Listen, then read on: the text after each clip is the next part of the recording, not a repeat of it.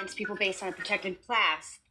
So listen, I hear what you're saying, but like you can take the way in which Title VI has been utilized previously and in some way patchwork what you would say is a range or a definition of how it's applied.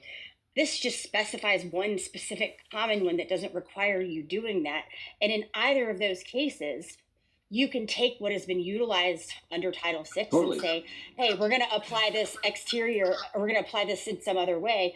You can do that with an established common definition, or you can do that with established rulings. And you can do it with either. Yeah, Kelly, I hear you, and I agree with you across the board. I'm just saying, I wonder if, because it will be a law, that it's seen differently in the courts is all I'm saying. I don't know the answer. As much as I despise Brandon, I wish he was here to talk about that, because I think he might be. You think the fact that it's a bill that, so you think that the definition being passed as a bill will make this definition easier to apply? Like, I think that's possible, but I also think, I think that what's much more likely is it'll make it easier to strike down.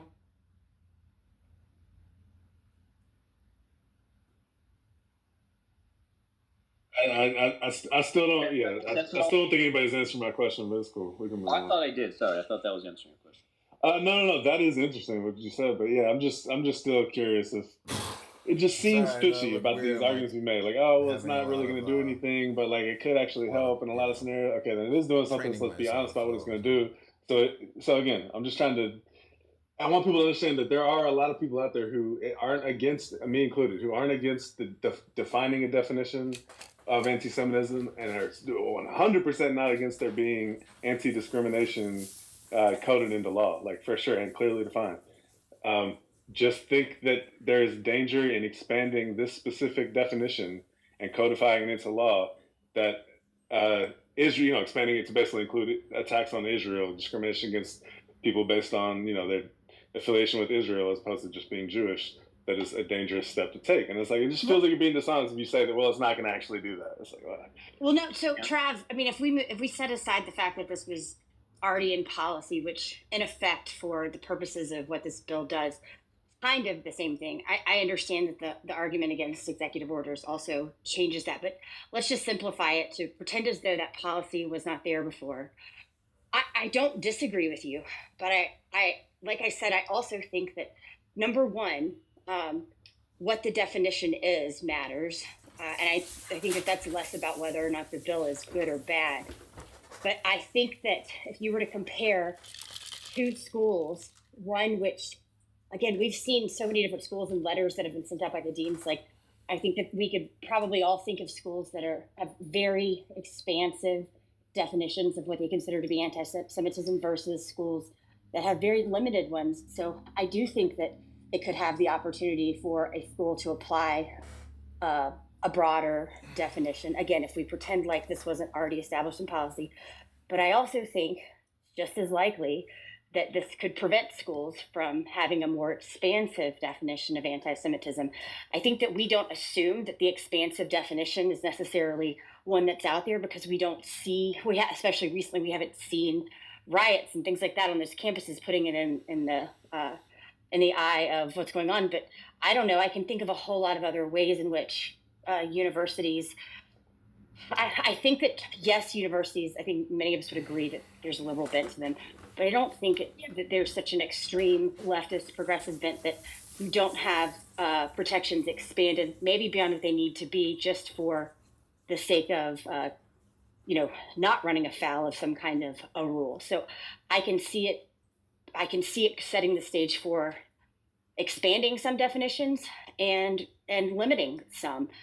And so I don't know. That's just like, I'm not trying to make a value judgment on the fact that it applies the definition. If you're going to Columbia, I think that the example you lay out is one that people might be concerned about. But if you're going to some other schools, like some of the ones in Florida we've seen, maybe it's one that prevents punitive action against students for certain things that were included in their definition.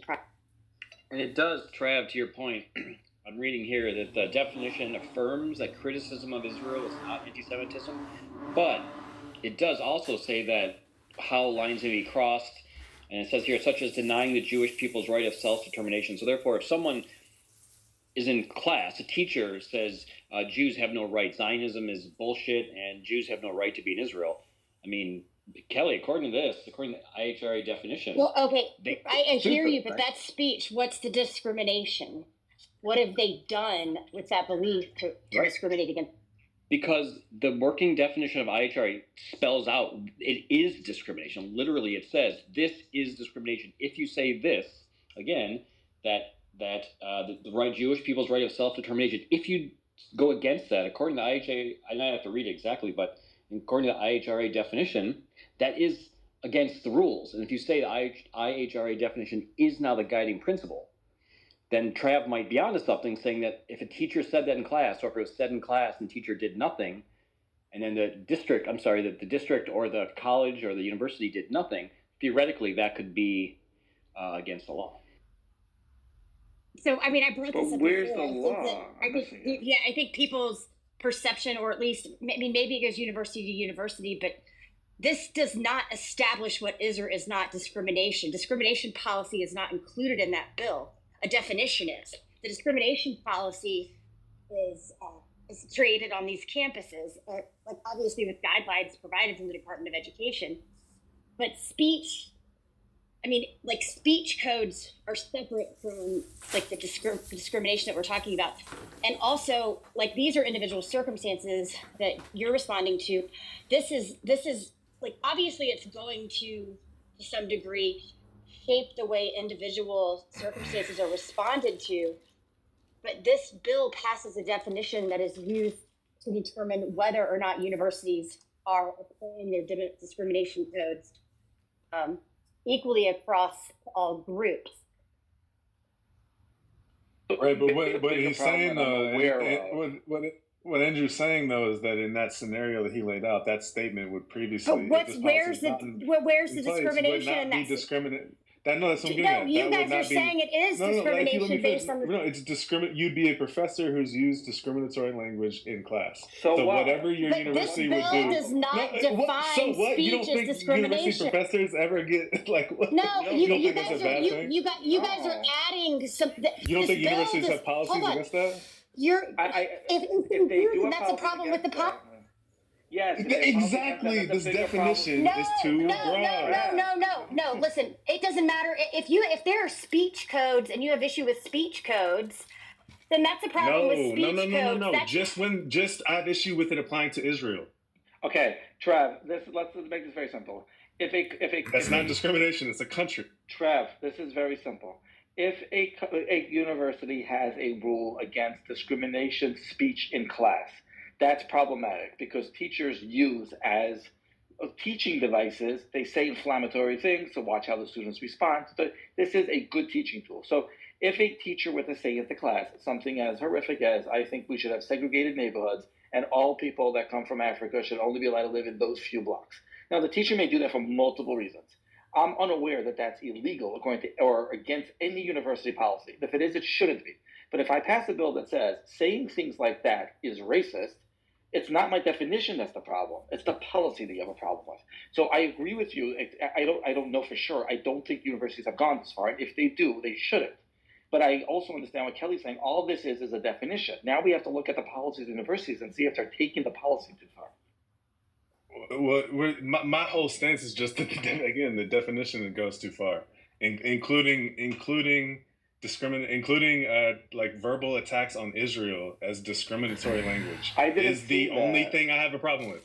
Hold on, Trav. Okay, listen. Let me bridge the gap here, Mayor. It's like there are ways in which these 11 things that are laid out can be interpreted exactly the way that Trav is stating them because of the way the words are laid out. Like it's very clear that it could be read that way. I think others could make a case to be read another way, but I don't think there's a whole lot of room for argument here. I think Trav's making a point here that I agree with.